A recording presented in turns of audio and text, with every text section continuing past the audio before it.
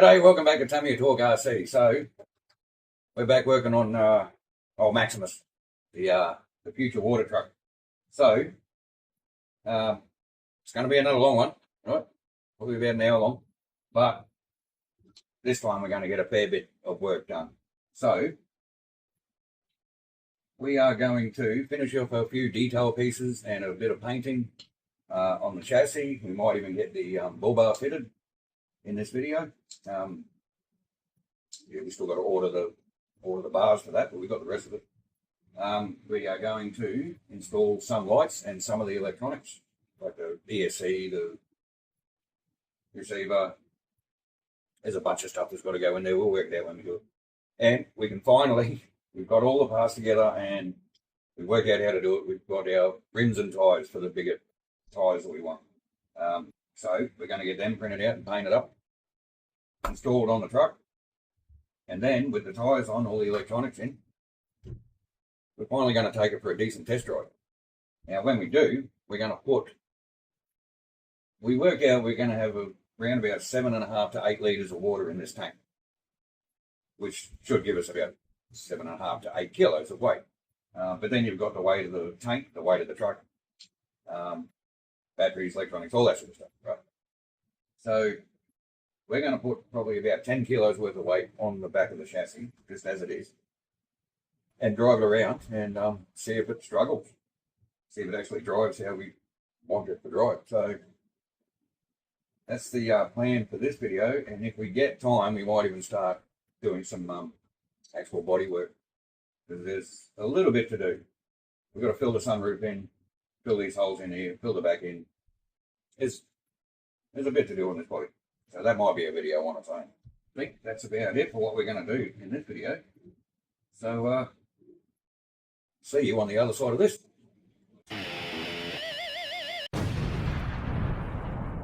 Okay, now that it's recording, let's try this again. So, tail lights. I don't want to use the original rear bar that came with the kit. I just don't like it. Plus, for a working truck, it's not practical because even though this is raised up a bit, it's going to sit too low and it's just going to be in the way. So we printed off some lenses with clear PLA. So we basically designed a bar around that. Now, some of your working trucks here in Australia, they just have a piece of PFC, parallel flange channel, C channel, like this stuff. And they cap it off and they mount the tail lights in and mount the number plate and whatever else they need in it. So that's basically what we're doing. So that's the basic design there. And it's going to mount one screw in the center and two sort of flanges off the, just like that, off the bar. And you can see we've got holes there for LEDs. There'll be 3mm holes for the indicators and 5mm for the other two lights, parkers and brake lights. The light kit does have a reverse light, but it's the red brake lights. So I'm just not gonna bother with a reverse light. Bugger it, why not?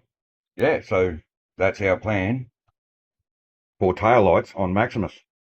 And Zach's just about finished designing that, so we can print that out soon. Then we might chuck some electronics in it, and still got to work out these rear rims so that we can mount these tyres properly. So that's probably going to be the next bit.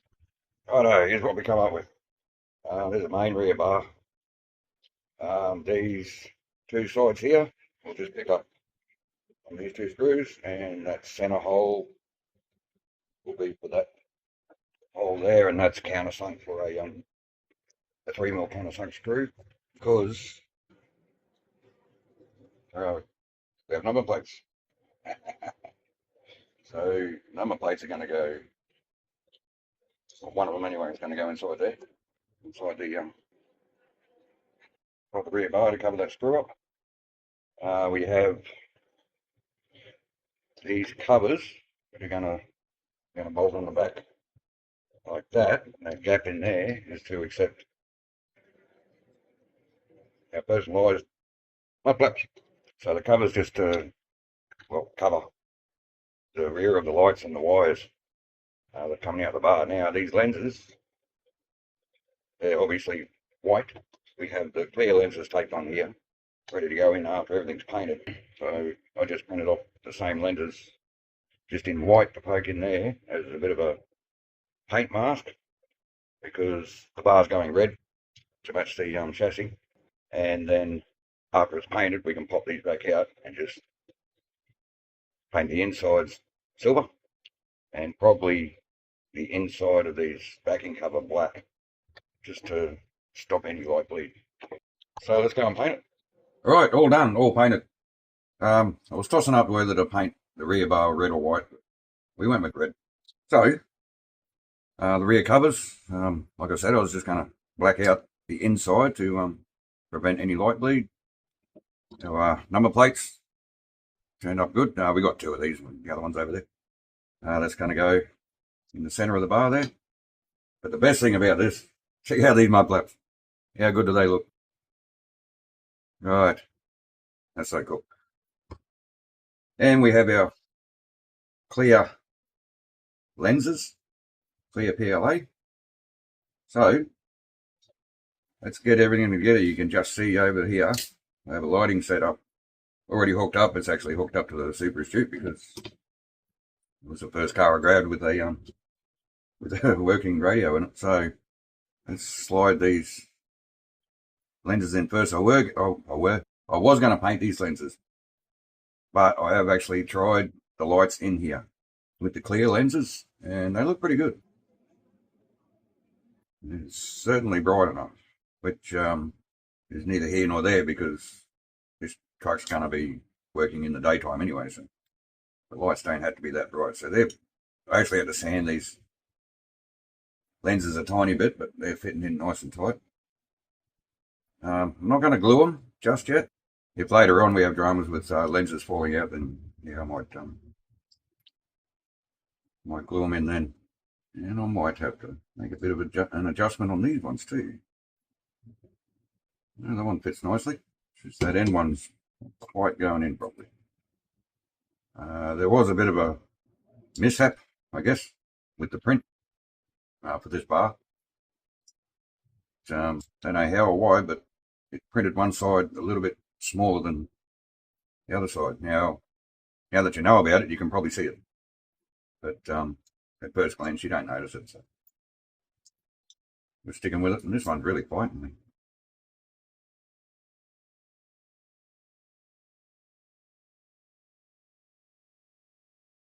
All right, that's all our lenses in. So let's get the lights in now. This cheap lighting kit. Come over here, Super Astute. All right, we're going to make a mess with all these wires again now.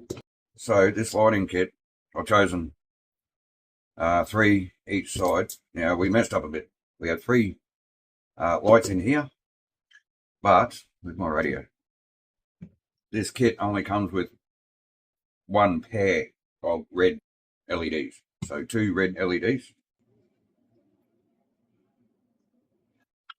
I think we have a signal. So left and right, we have our indicators.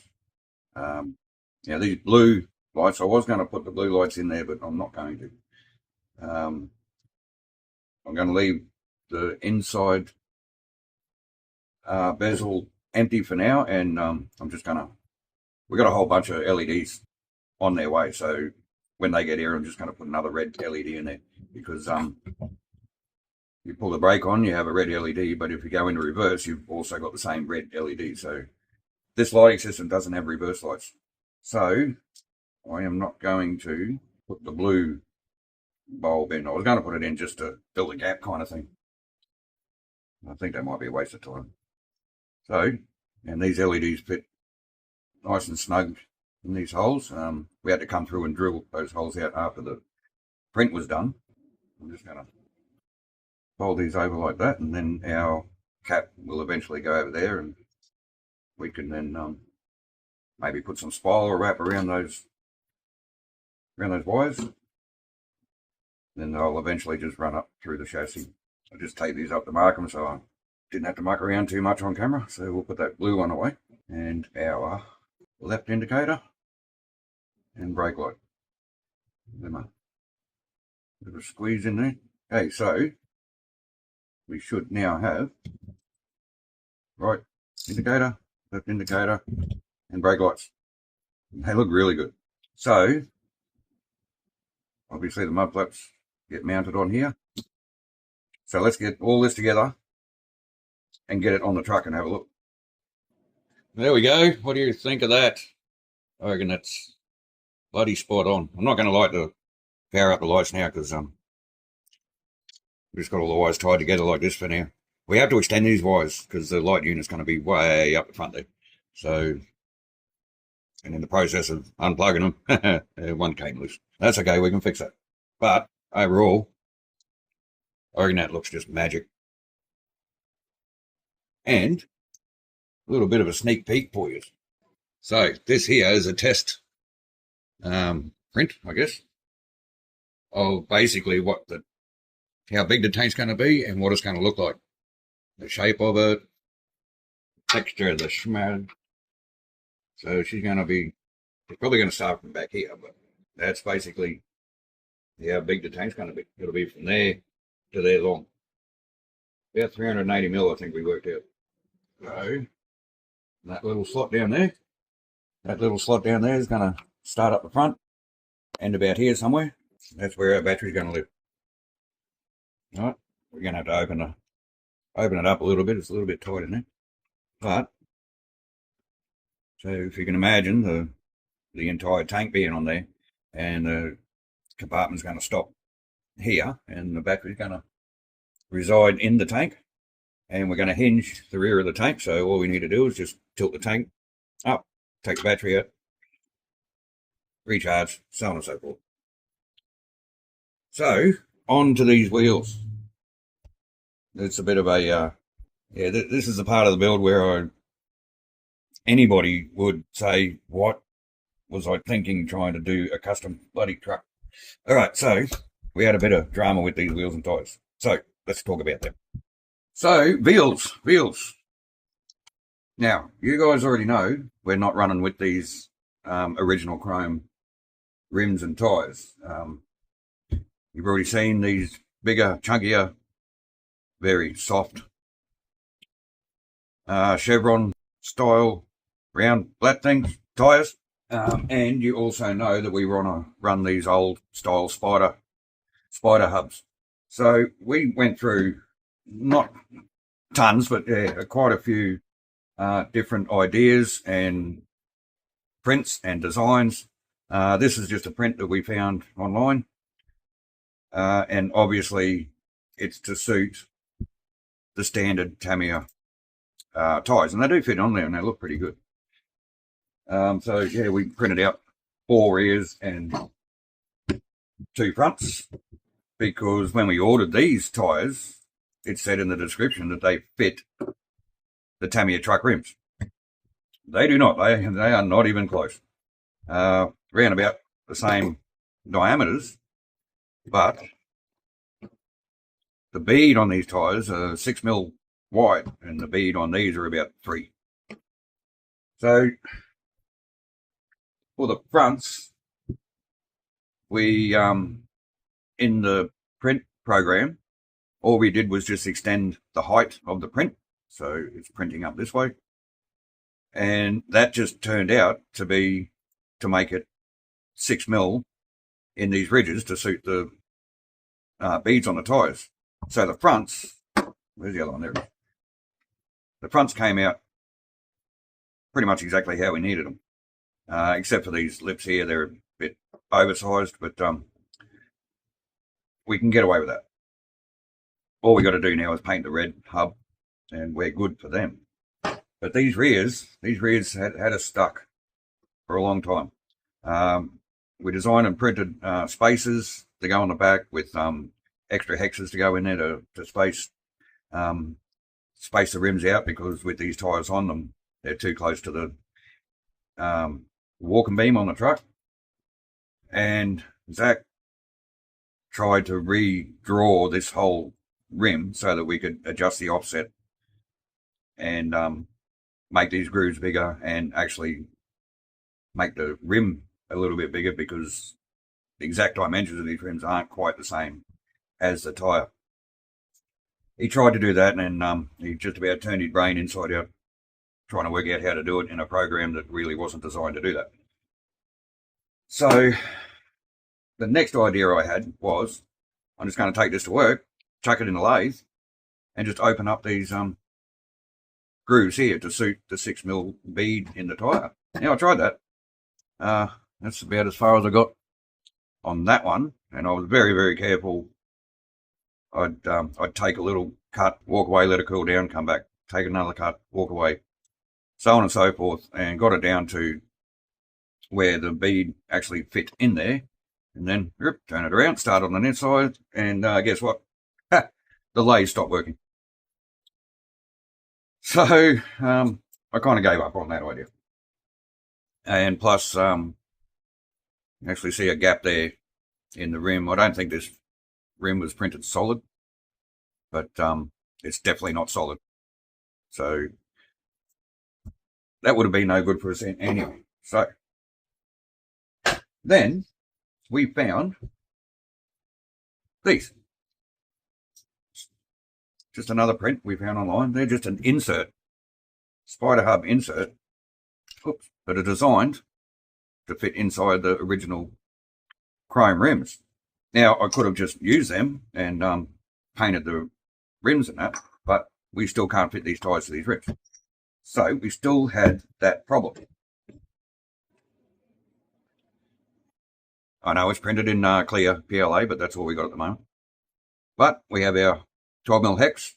We've adjusted the offset this way, I think 4mm, 5mm, something like that. And we have the width for our tyre. Now, this was a lot easier for Zach to design, because it's just a cylinder with a couple of grooves and a plate in the middle of it, and a hole, obviously, and a hex. It was a lot easier than him trying to redesign this whole spider. So this slides in there like that after it's all painted, obviously. That fits to that, and there we have finally a rear spider hub rim to suit these tyres. The other problem we got is how soft these are. Now, this truck is going to be carrying anywhere in excess of 9 to 10 kilos on the back of it once the water tank's done and full of water and all that sort of stuff. So I don't know if we showed you before, we printed these inserts out of TPU, and they just replace the foam inserts, which for this application are useless. These are better suited for a crawler tire, I think. Yeah, so these go inside there and end up like this. All the rest are already in the tyres. We've got to put this one in. And then once the rim is in there, they're very, very stiff, very hard.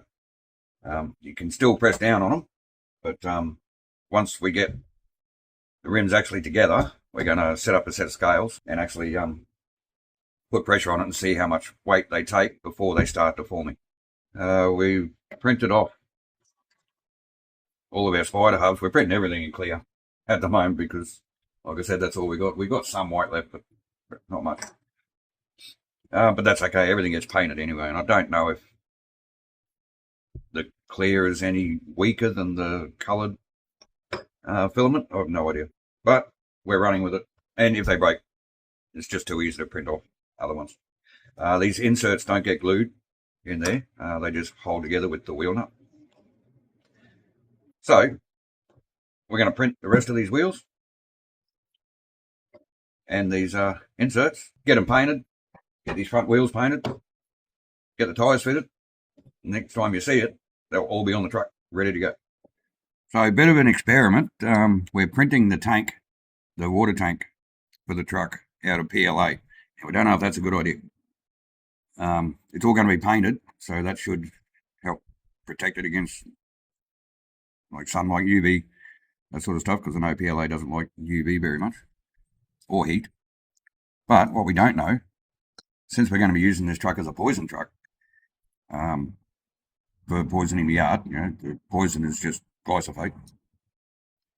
We don't know what the glyphosate will actually do to the polymer, the PLA. So we just dumped a bit of PLA from a failed print into some straight poison. We don't poison with straight poison; it gets diluted.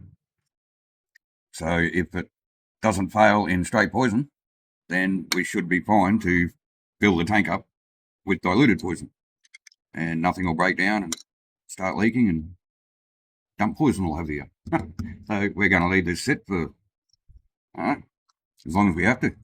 It's just going to sit here on the bar for a couple of days, couple of weeks. We're only just now designing the tank, so we're going to start printing it off in a couple of weeks anyway. So if that fails, we've got to go to a plan B and find a different polymer.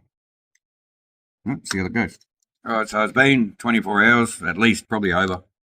Don't mind the filthy hands. I just finished work, so and we haven't touched this, by the way.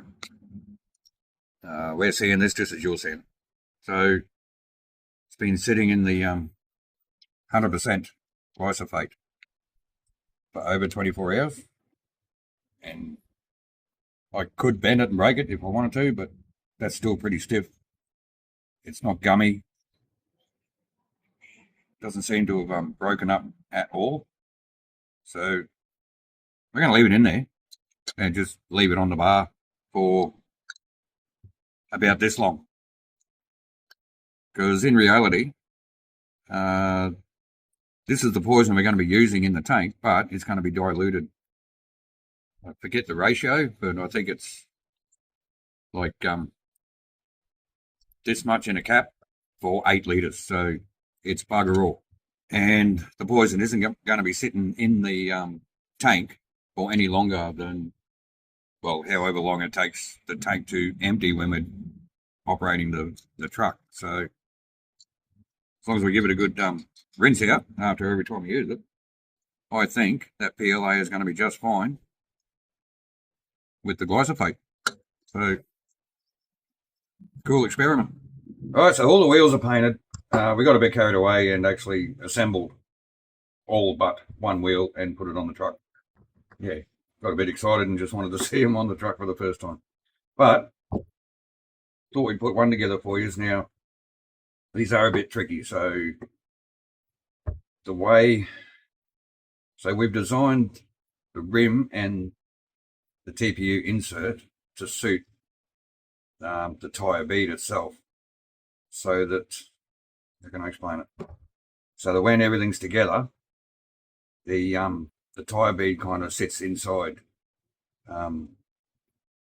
gets sandwiched in between the rim and the TPU, kind of acting like a bead lock, hopefully. But because of that, they can be a little bit tricky to get in, because if you just try and push the rim through, it just bunches up on the tyre and just grips on it, and there's just no way you're going to get it in there. So you come in with my little tyre lever. It's still caught up a little bit there, so that was actually probably the easiest one. Now this other side, you're not going to be able to see. Maybe you can. Right, if you can see in there, that gap between the rim and the insert, that's the gap that this tyre bead eventually gets pushed into. That's the tricky part. You just got to sort of work it in, and you can kind of imagine how that's kind of going to act like a bead lock. See, we're nearly all the way in there. We just got to move things around, manipulate it to get that bead sitting all the way in. There it is. Ignore the state of the print on the back. I think that should be fine. So, since it's a print, we have a seam line there. So when we put the spider in, we're just going to put the seam line in between two of the cleats there. We just line it up flat, because it's a bit of a tight bit. Snap that in like that, and we've actually got to come in and just clear that hole out. Doesn't take much.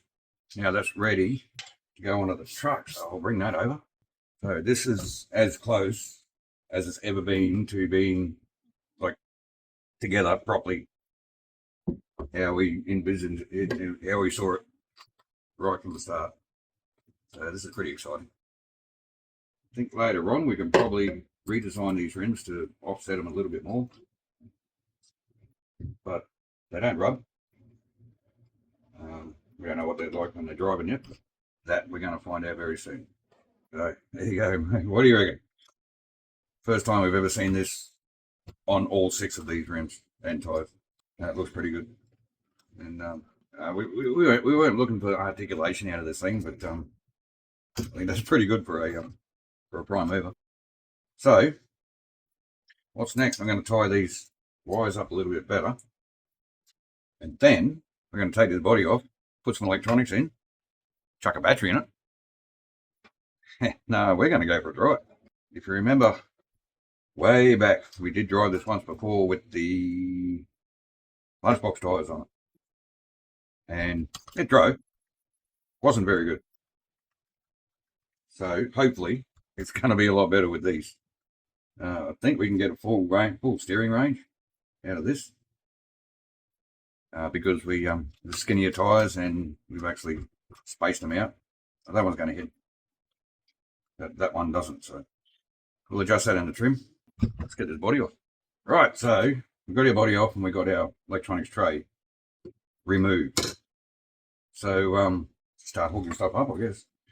We're gonna use double-sided tape to stick the electronics down on the tray, but most probably temporarily, because there are other things that need to go in there, and we're not quite ready to put them in just yet. So we're gonna hook up both servos, might as well, and we might actually muck around a bit and see if we can get this gearbox changing properly. Now this is my steering servo, so 1 per turn, 2 per burn. Now that one, and what channel is that? It's channel 4, I think. Yeah, it's channel 4 for the shift servo. There's so many more things that go in here yet, and it's already a bloody mess. Channel 3 is for the lights, and 5 and 6 are for the water pumps. So that's in. I don't think I'm going to bother really tidying any of this just yet. So let's get our tray back on. This is actually the really exciting bit, at the stage where you get to find out if all your hard work is actually going to pay off. Is the thing going to work, or is it just going to be a big fail? See, the beauty of what we've done with this project is everything we've modified, or all of the modifications we've done, I should say, we haven't actually modified any of the kit parts. So if we wanted to, we could just take out all of this stuff and just take it back to a standard brand hauler, except for the body. But you can still have a standard day cab brand hauler. So double-sided tape, we started using this, I think it was about 10 or 15 bucks for a roll of 20 meters. I think it's going to last us quite a long time. And it's strong stuff too. We use it at work to stick on little traffic tags onto the products that we send underground in the mines. And they don't seem to fail at all. So if it's good enough for underground, it's good enough for our RC cars, I guess. And typical double-sided tape, I'm going to have to get Zach to peel it off for me.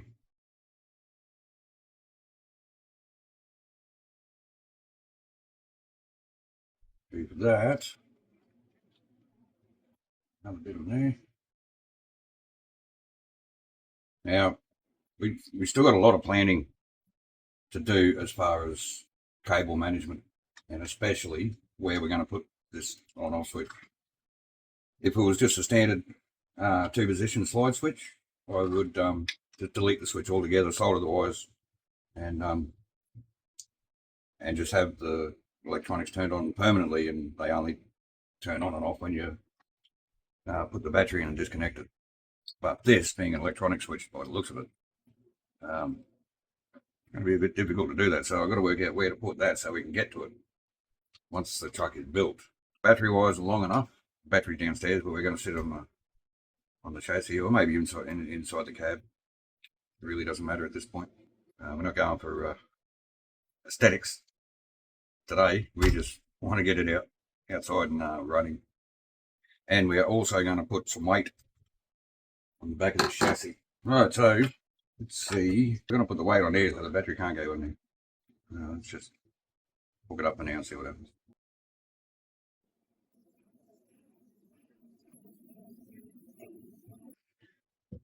Hopefully we can adjust that steering.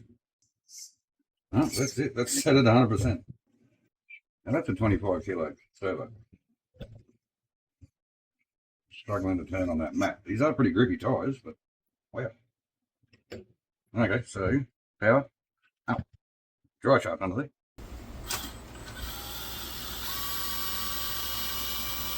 That's full pelt.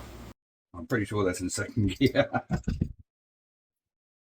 Or is that in third gear? First gear.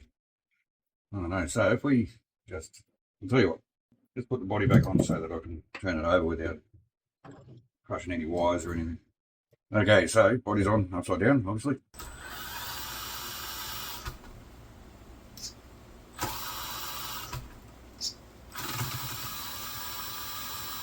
Okay, so we're not getting the full motion. These gears are changed. Yeah, we're getting second gear. I don't think we're getting third gear. And we can't adjust any endpoints or trim on this channel. So I don't think we can adjust. I don't think we've got any more outward adjustment on this either. So what about if I lengthen this shift rod? That's actually bent for some reason. Well, it's falling out of gear. Right, now it's too long. So I wonder if we can shorten this up. I mightn't spend too much time on this today in this video. Really doubt this truck's going to be doing too much more than low gear kind of working. Or if all else fails, we'll have to buy a radio where we can set endpoints on all of the channels. We're not getting into first gear. We need first gear. Alright, so I'm just going to put this back to where it was.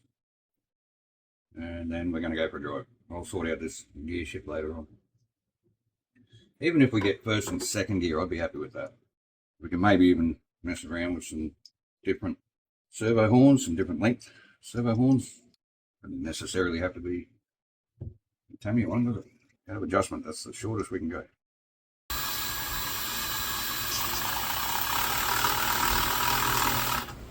Jesus. Oh, that'll do us for a run.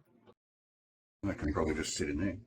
So let's go and find, well, let's take this downstairs. Let's go and find some weights we can chuck on this, and we'll drive it around without any weight on it first. See how we go. And, is it? Let's go and have a drive. Alright, so we've got a battery zip tied down. That'll be fine there. We actually had to take the rod off and fit those little clippy things they give you in the kit to set it into one gear. Because we did try it with a bit of weight on it and it's fine, but the selector wasn't all the way into first gear, so I kept sort of slipping gears. But let's try it out just as it is. And very, very quiet. I'm going to start calling it the Queen Mary though.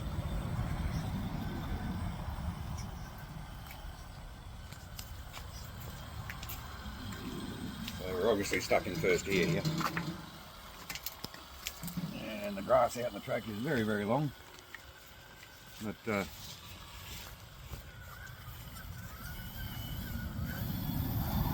it goes. That's full peg in low gear.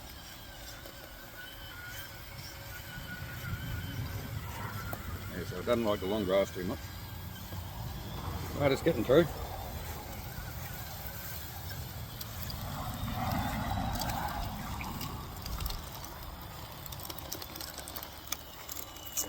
Much better than when we had the lunchbox tyres on.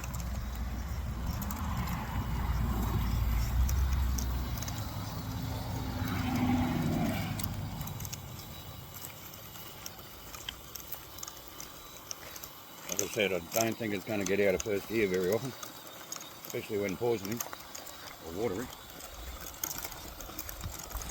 We got stuck around this corner last time. We had no problem at all.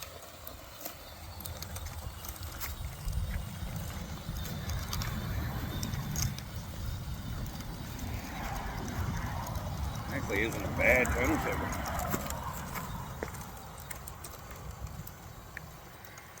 Alright, let's put some weight on it. Alright, so trust the old dumbbell. We got 9 kilos here. And have a look at those tyres.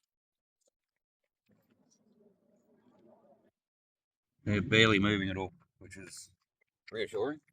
Right. Again, we're in first gear. Lost the load. If we can keep it straight.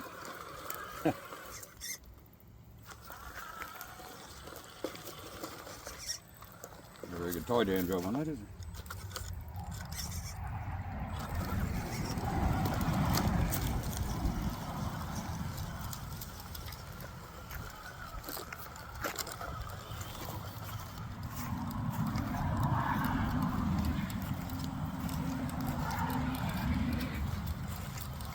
Doesn't seem to be struggling with it. That 82 motor really does help.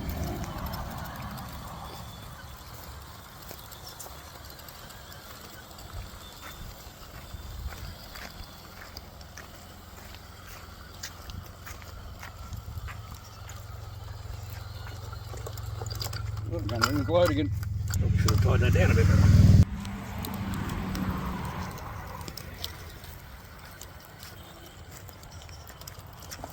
Obviously we're not going to be losing load every time we go around the corner with the water tank on. Well, one would hope not anyway. Now this isn't struggling around the corner, I'm just going real slow so we don't lose that dumbbell again.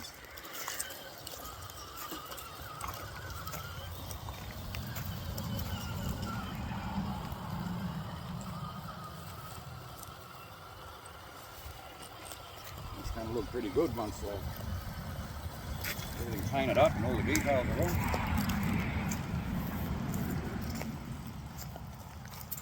I really think we've got to widen those rear wheels. Even with this dumbbell on, it is top heavy, isn't it?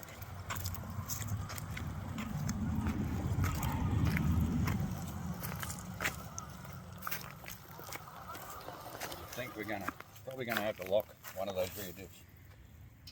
Oh, I reckon that's a successful test. Now we can get on to making it look pretty.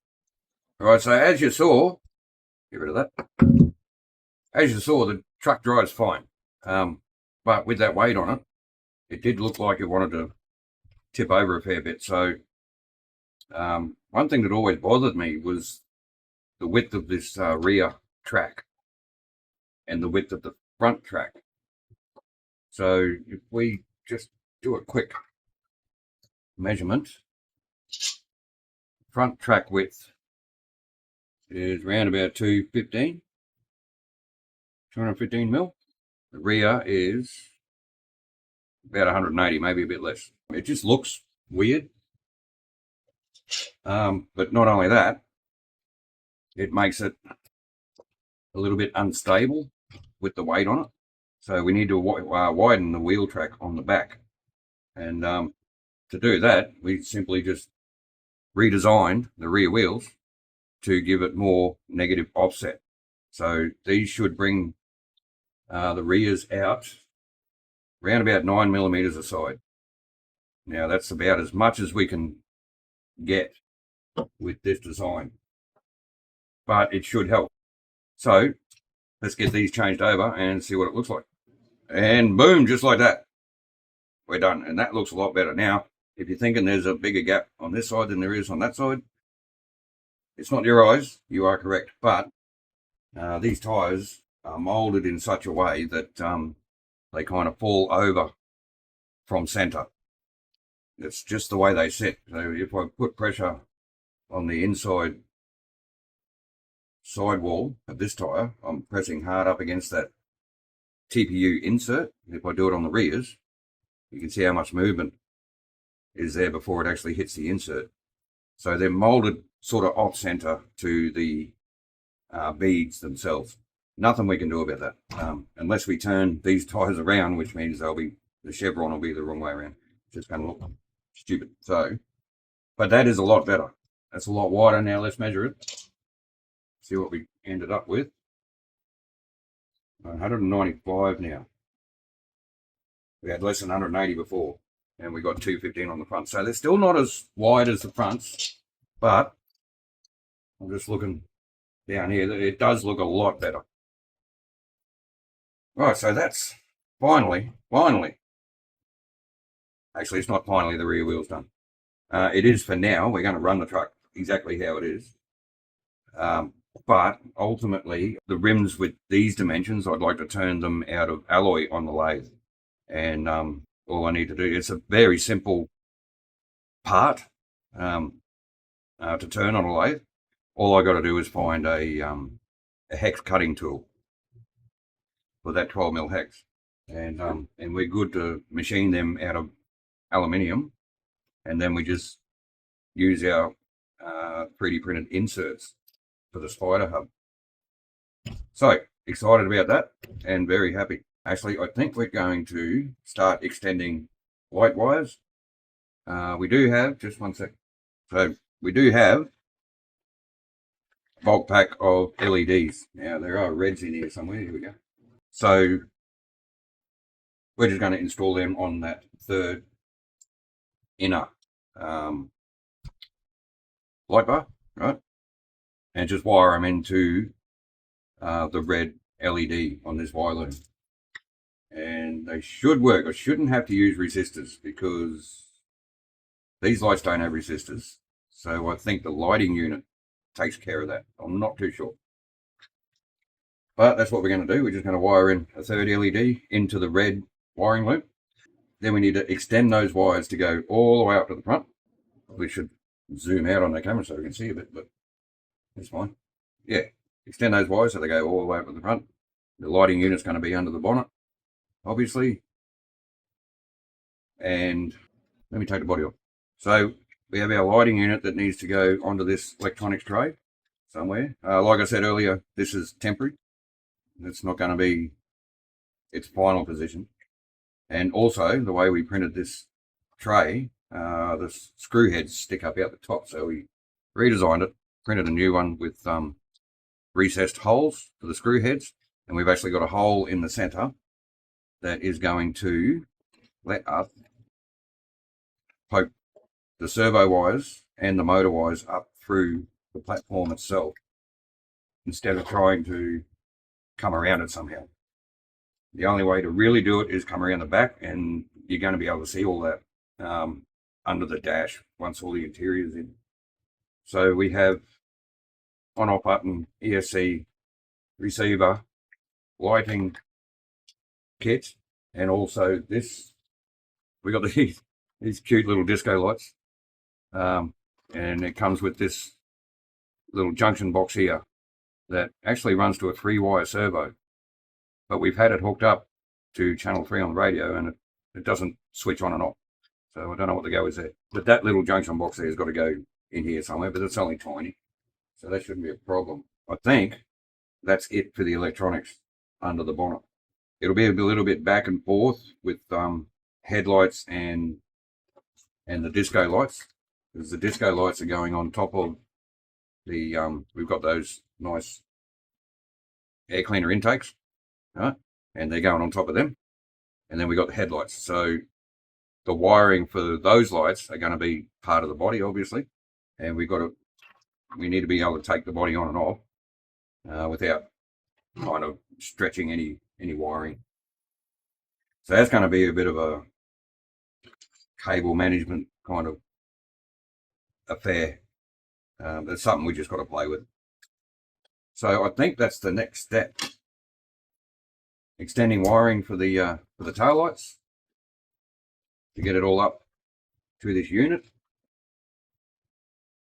and we've got to take all this mess off, replace it with our new deck, and we can start wiring permanently. We're not going to show a lot of that on camera, I don't think. That cheap double-sided tape is actually pretty good. I had to actually apply a bit of force to get that off then, but once it's off, it's off. It's not going to stick again. That's okay, because you got to load off. Alright, so, and I'm also going to replace this receiver with one of our new ones, I think. Alright, let's get that done, and we'll bring it in and out as we do things and think about things. The other thing that might be a problem is where to actually run these wires, because we've got our tank that needs to sit on the back and our test piece. This is our test piece. This is basically how the final thing is going to look. And there's not a lot of room. We've got a little bit of a gap in this corner here. There's not a lot of room between these cross members and the bottom of the tank to run wires through. So I don't know. We might end up having to run them underneath, which I didn't want to do. When we were assembling the chassis, we were supposed to drill out these cross members so we could run wires through there.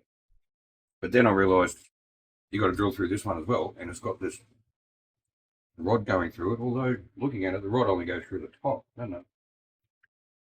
So that might have been all right to drill through the bottom. So that's just something we just got to work out as we're going.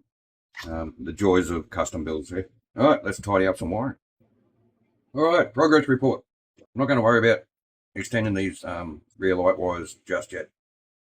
We've just ordered a new soldering iron. That one's getting a little bit not very good, so we're just going to wait till that turns up before we muck around with them. But we have tanks with our 30 amp ESCs, one in each, and they're just connected to some servo extension wires, which might just be long enough.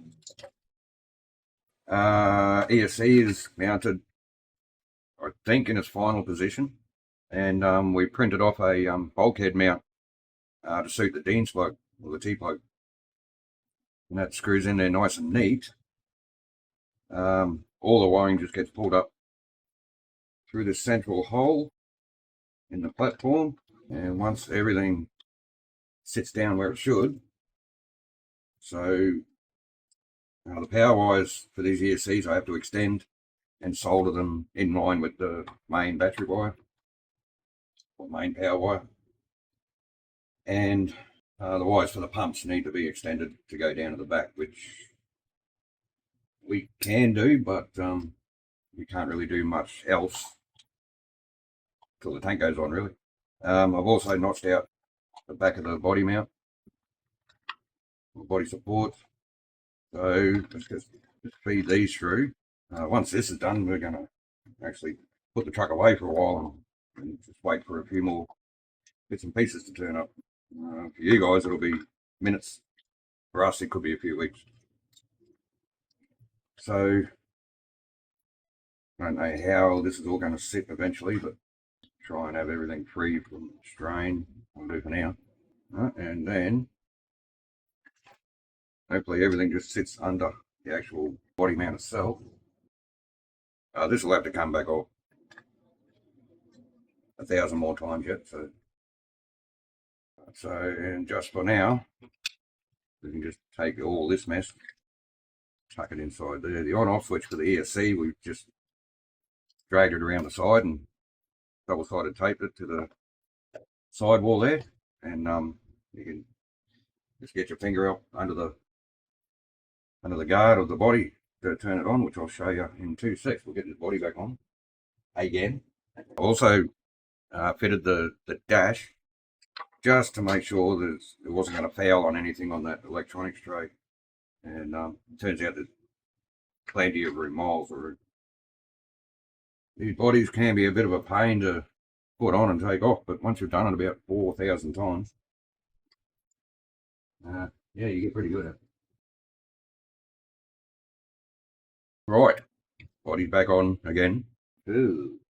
Right, so where I put that ESC is right where the hose goes in for the air cleaner now. The air cleaner. Right, so the hose doesn't go in far enough to actually hit the ESC there, but that hole is where the wires are going to come through. I don't know if anybody really gets what I mean by the disco lights sitting on top of the suckers. Where are they? Right, so this air cleaner intake hat, snorkel thing.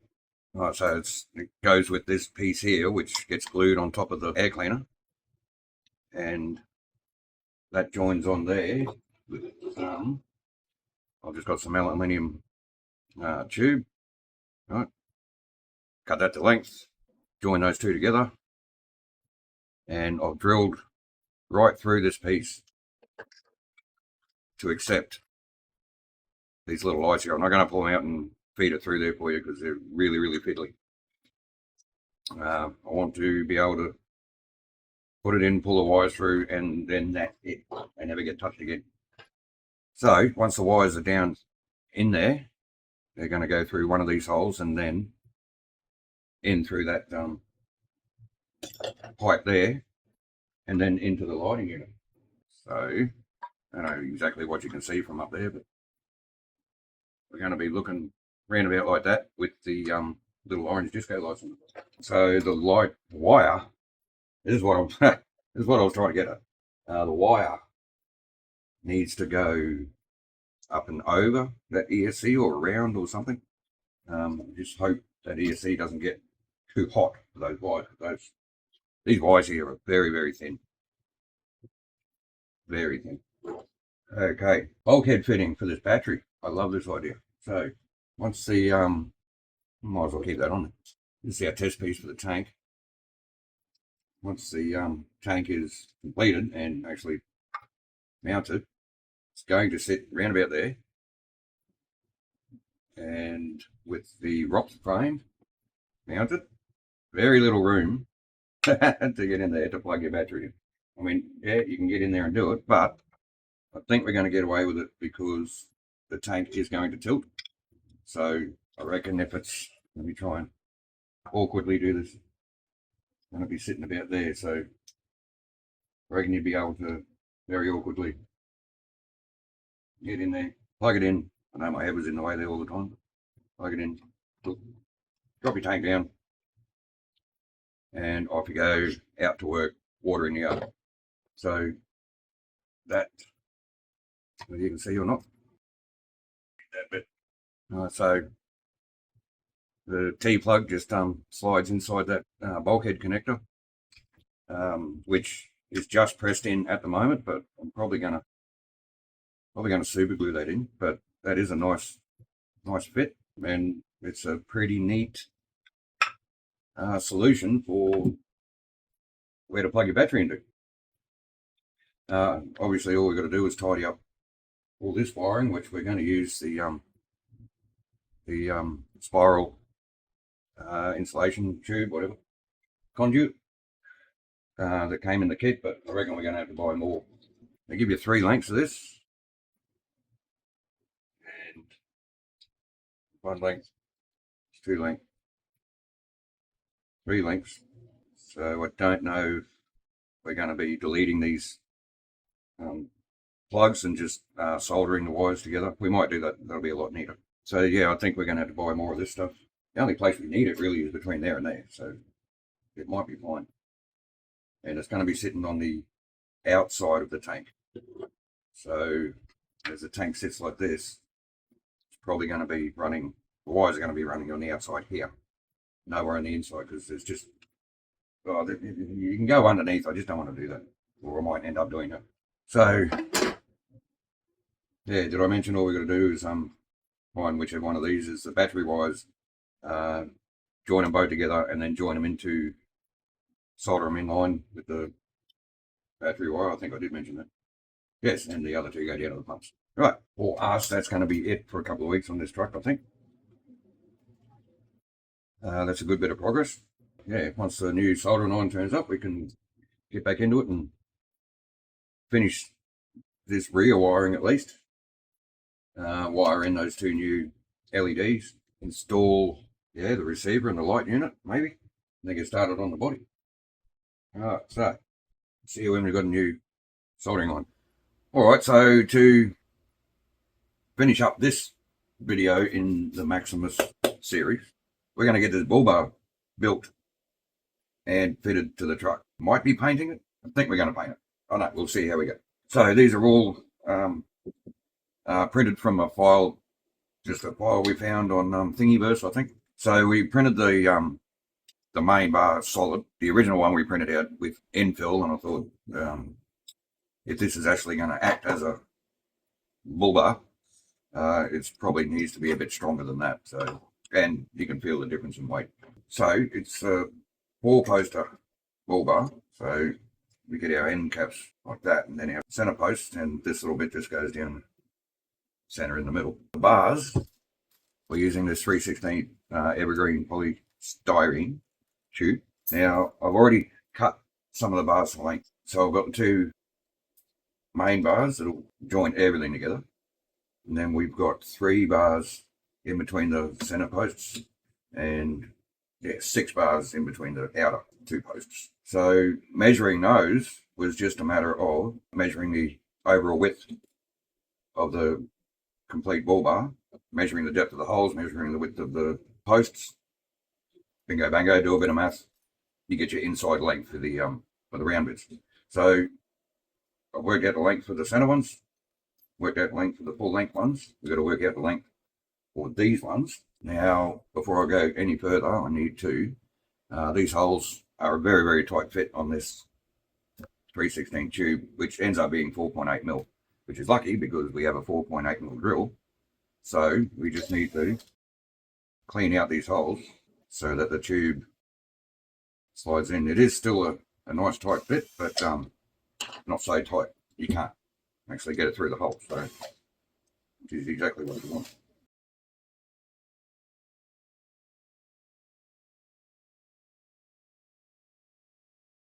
So that's all our holes cleaned out. To be able to measure the outer bars, we're going to have to basically mock up the bull bar. You just got to make sure you've got your swarf cleaned out of the holes. Obviously nothing's getting glued just yet. And speaking of glue, we are hoping this works for the PLA. Zach searched it up and apparently yes it does. So let's hope the internet is correct. We see that just slides on nicely there. We get 2 of our center bars. Nothing is going to look straight until it actually gets put onto the main bar and sort of clamped in position while it's gluing, and haven't even thought about how we're going to clamp it yet. With clamps, obviously, but those ratchet woodworking clamps would be handy. I do not have any. Wow. Did I not drill this one out or something? It's really, really tight. Give it another go. Bit of a handful in it. Okay, I think we're getting somewhere. We lost the other center bar. If you're as crazy as I am and want to do something like this, you need to make sure you cut all your bars pretty well spot on exactly the same length, because it is going to matter at the end of it. See, this is the first time I've tried to put this together with these tubes.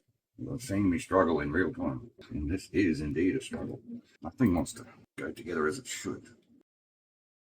You get one bar in, the other one pulls out. I just hold that, more or less. Those 2 center bars sets the width for those center uprights, and obviously these bars, if I can never get them in there.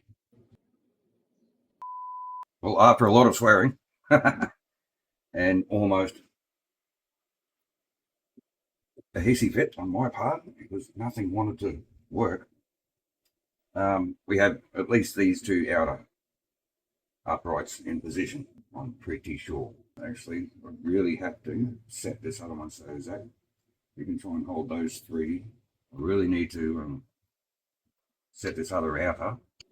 We can be absolutely certain that these 2 are actually centered. So you can come in and read that for me, mate. Bit over 36 is nearly 37. Well, as long as this one's the same, doesn't really matter what the measurement is. It's a tiny bit over 37. Right, so I think we got lucky there actually. So now all we got to do is measure outside to outside of these two, which is, Zach? 53.08, 54.9. Okay, so there was a bit of mucking around, but I think we got it. So our outer bars, we worked out a total length of 42.5. So let's get them cut out. Now, ideally, I'd have a styrene guillotine so I can cut these parts nice and straight. But what do we want? 42.5. But if I line up the blade with the actual measurement on the rule, just roll it back and forth, it cuts through, and using the grid lines on the map, pretty much keep it fairly straight. Now, what do we need? We need 4 of these.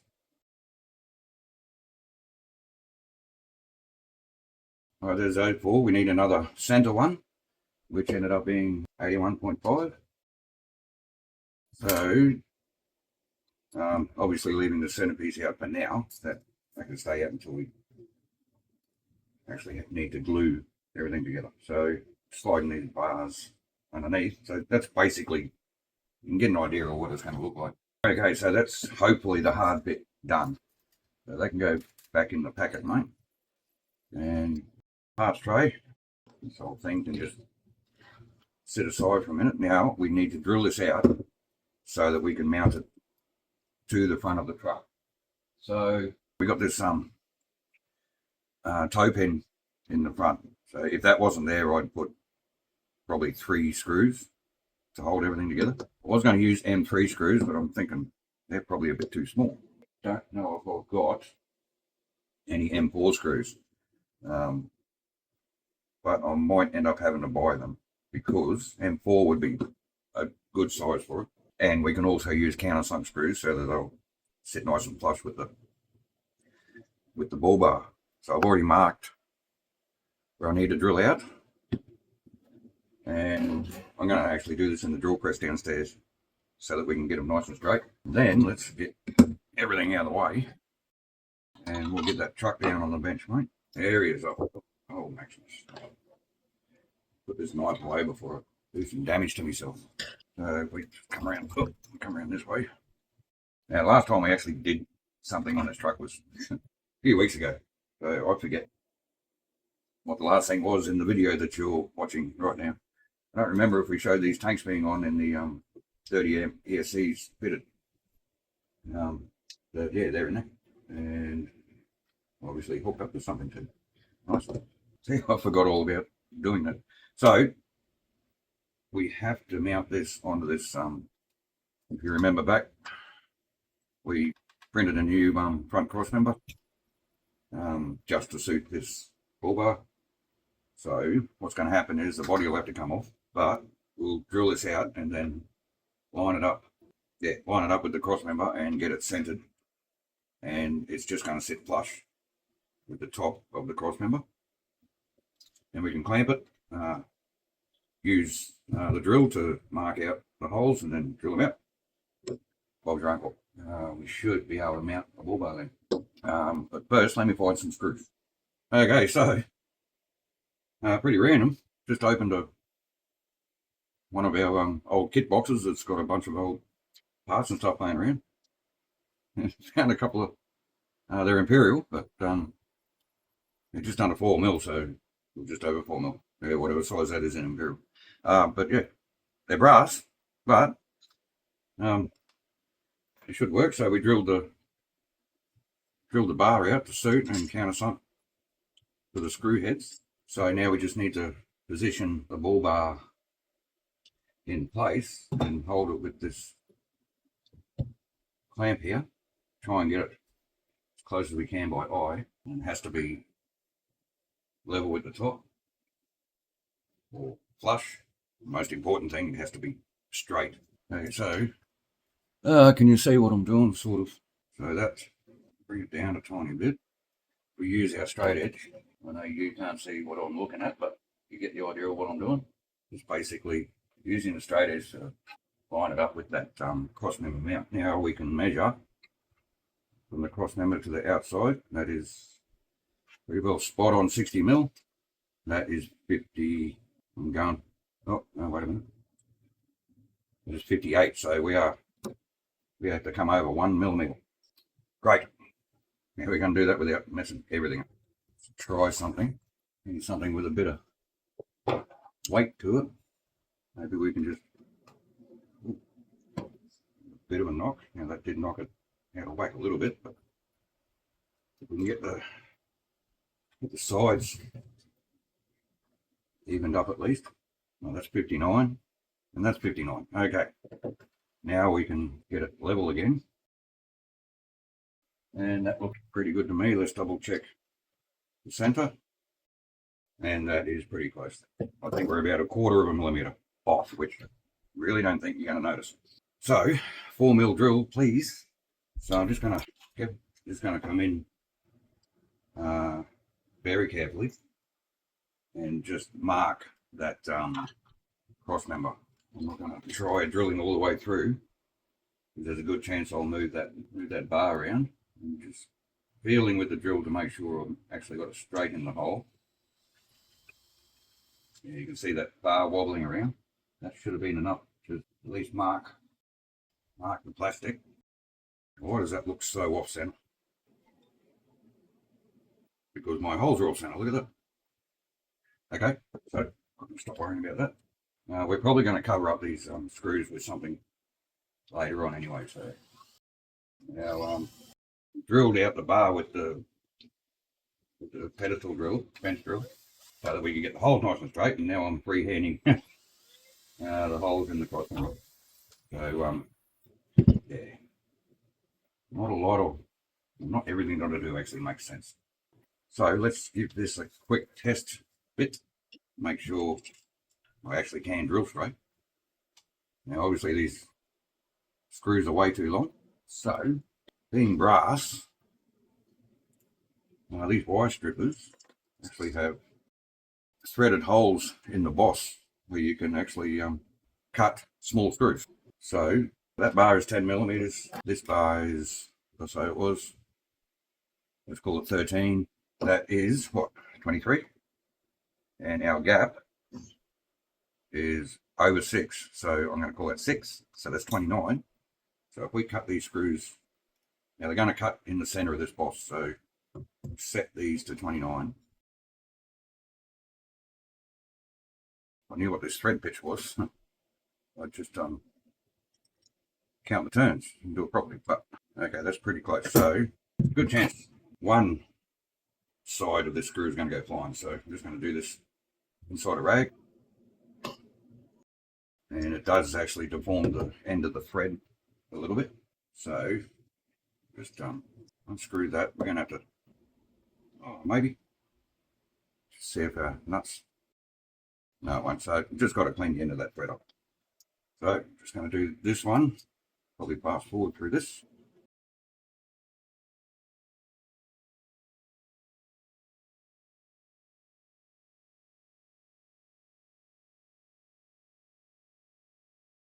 Okay, so I know we sped it up, but you get the idea of what I did there. So I just had the cutting wheel in the bottom and just cleaned up the end of those threads. So now that we can thread our nuts on, so Zach's found us a couple of M4 washers. It's just, yep, they fit. So everything is prepared for that bar to be mounted. I'm just having a quick look. There is a bit of wiggle room with those holes. So if it is a little bit crooked, we can easily straighten it up. So that's good to go. I think we're going to have to take the box off to actually get those washers and nuts on. Maybe we might be able to get in there with a pair of pliers. We'll see. But that's basically the bull bar mounted. So now we can actually build the bull bar, so that can go away again. Won't need that until this is finished. So what we have to do, and what I actually should have done, is put that on because now we've got to take the whole thing apart again and wrestle with all these pipes again. Yeah, it's going to be fun. But now we can pretty much assemble the top half of the bull bar. Now I'm not gluing any of these in just yet because I think we're going to need to be able to move things around. So where's that centerpiece? So that actually sits that way. So I might just give that another hit with the drill. Give that a nice clean out. Make sure it's sitting the right way. It's still tight, but it's going on. So this is going to be awkward getting everything lined up. So let's get these two side pieces in. Just trying to eyeball the length of these bars sticking out. But we've got a bit of a chance of getting everything together. All of these bars and holes have to line up at the same time, which they're not going to want to do that, as you can see.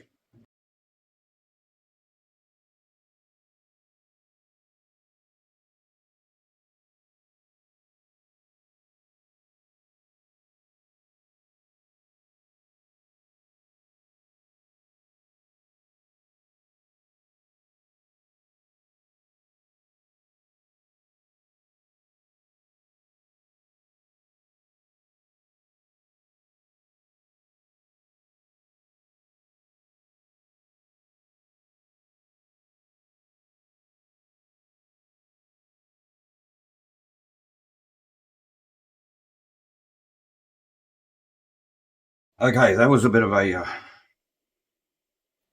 handful, but it is together and it's actually straight.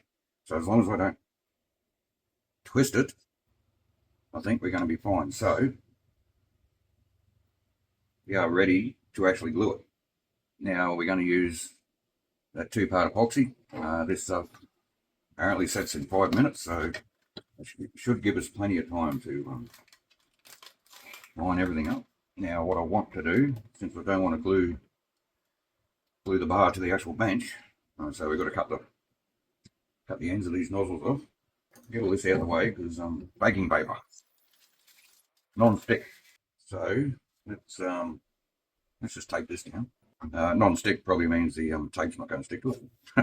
We'll give it a go. I'm only taping it down just so that nothing can move and dislodge anything. So we're going to use the baking paper to mix our epoxy, and we need some kind of a mixing stick. We've got no paddle stick. The end of a fucking paintbrush. So we're going to use the paper to actually mix our epoxy and squeeze and pour, I guess. So I think I'm just going to use the end of a paintbrush to mix it up and apply it. I think I'm going to apply it into all these recesses and then just lower everything onto that bar. And then sets in 5 minutes apparently, but we'll give it, I don't know how long. But and then we're going to come in to all of these joints with the pipe with super glue. So just pour it in there, let it run. Hopefully that's enough to hold it. I mean, it's not going to be a functional bull bar. It's really only there for aesthetics. So try and get myself set up here. I have no idea what I'm doing. It's it's a bit of a rough morning. That's probably way too much. Mix this up. The problem with 2-part epoxy, when both parts are clear, can't really see when it's mixed. So I'm just gonna keep doing this for a bit. Cool. Check time. 10:28. So I reckon that's got to be pretty well mixed. Now to try and, I would have rather used a paddle pop stick for this. You don't have any. I'm going to be fairly liberal. That 5 minute set time, I don't know at what temperature that is. What's the temperature in our room at the moment, Zach? 30. It is 30 degrees inside the room, so I reckon this is probably going to go faster than it's supposed to. And I'm just trying to apply everything without actually moving any of the individual parts on the bar. Now, I don't know if I've actually used this stuff before, but I don't know if it sets hard, like in the sense that you can sand it, but we're going to have to, actually, I'm going to just clean up the squeeze out while it's still wet. So, yeah, pretty happy with that. Nothing the paint can't cover up, eh? So, don't know if we should be clamping this or not. Do we have some kind of weight we can put down on that?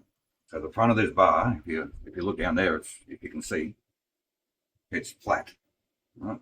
So we put some kind of weight on this. It's got to be fairly flat. So we didn't really plan ahead for this. We really should have organised something heavy to sit on that while it's setting, but we didn't. So I'm just going to have to hold it. So I'm going to sit here with my fingers on a bull bar, and we'll bring you back when we're good to go. All right. So it's been a few minutes, but I'm going to grab that. I'm going to call it a chopstick, toothpick. Just test that. It's getting really sticky now. So it's getting gummy. So I think I'm right to let this go. But still handling this very carefully. Just going to take this super glue, and I think I'm going to do this from the back, hang it up upside down so that everything can fall off. Just going to put all the super glue on there. Probably should invest in some activator for this super glue. This is a fairly thick super glue as well. It's not really going to wick into the parts. There, it gives a cotton bud, damn it. I'll get rid of some of this excess. Pretty much just spread it around, make a big mess. Hopefully this isn't going to end up looking terrible because I've just got it everywhere. Which is why I'm doing it at the rear of the bars. I don't even know if it needs glue on both sides, but that's what we're doing. Once this super glue is gone off, we can take it down and give it a couple of coats of primer. Being printed in black, we have white primer, and that side didn't quite go down far enough. Bummer. Well, too late now. Now I've got glue all over my fingers. Lovely. Yeah, that activator. That'll be really handy right now. And a UV light. Spray the activator, hit the UV light, dry straight away. Well, very quickly. All right. Bring it back when we've got some primer on the ball bar. Hey, that looks pretty good, man. Yeah, it's going to look good on the front of the truck. Right, so there's our bull bar all painted up. It's still, I mean, it's touch dry. But you can still smell the paint, it's still a bit green. So we're handling it quite carefully. Now, we did learn quite a lot while painting this. Not about painting, just about preparing a 3D print. So hopefully the camera can pick it up. But if you can see these areas here, they look fairly smooth. Well, that's where I spread the super glue out, and it acted as a bit of a filler. So in hindsight, I should have done all of the areas that have these print lines in them. But it is a working truck, so it's not a pretty truck. So that might be, I might build another one of these bull bars for the next truck we build, and use that kind of filler technique with the super glue, see how that goes. So let's get it fitted up. So there she is, all fitted up, looking pretty good. Have a look in the gap between the cab and the bull bar. There's yeah, it's pretty close. But once we get our Kenworth style grill fitted in, it's really close. But that's okay. There's not going to be a lot of movement between the two. It's don't want to move it around too much yet because the paint's still a bit wet. These screws will be covered up with something. We'll think of something later on. But all in all, I reckon that looks pretty good. And once everything's painted up, that's just going to be magic. So that's going to be it for this update of Maximus. We're going to extend these wires off camera, take it up to the lighting unit, figure out what wires go where. We're going to do all that off camera. So the next video on this truck, we are going to be prepping the body, painting it, and maybe starting on the interior. So, hope you enjoyed that. Another long video. of our update on Maximus. Thanks for watching. Thanks for your support. We really can't wait to get this thing going. And as you saw, we have the tank drawn up and ready to print. There's just a few other things we got to work out for that, so we can start doing that soon. So have a great day, and yeah, we're going to sit here and look at this for a little bit. See ya.